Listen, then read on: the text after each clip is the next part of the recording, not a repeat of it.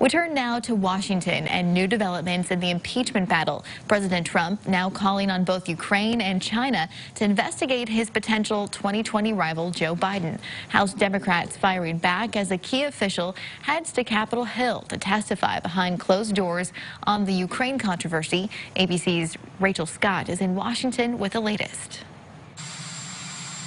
It's the spark that lit the fiery debate over impeachment. President Trump privately urging Ukraine to investigate his potential 2020 rival Joe Biden and his son. And today, the president publicly amplifying that call. Very simple answer.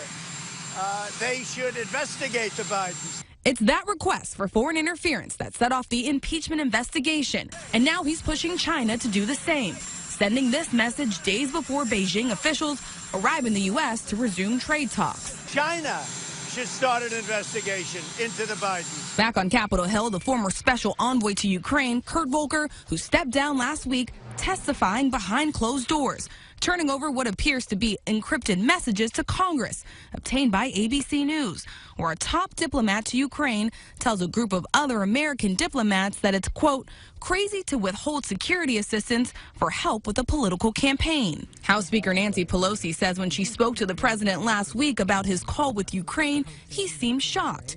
She thought it violated his oath of office.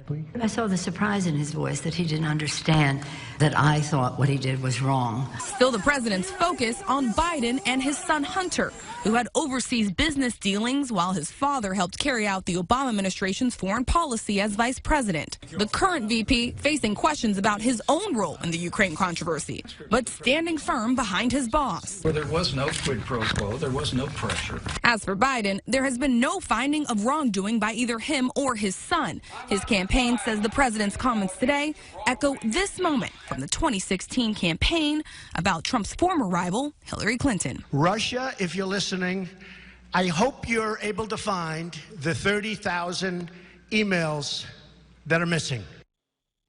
And President Trump says he hasn't yet asked President Xi of China to investigate the Bidens, but also didn't rule it out. Rachel Scott, ABC News, Washington.